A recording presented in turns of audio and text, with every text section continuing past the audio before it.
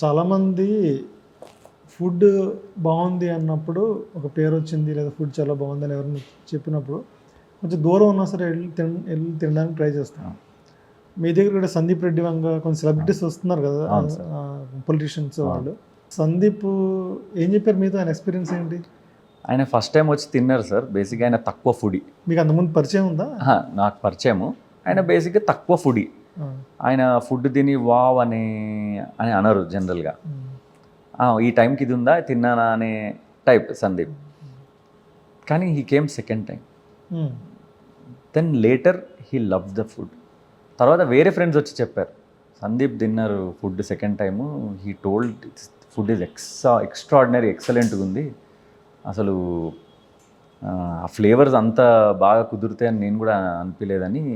That is what is real review.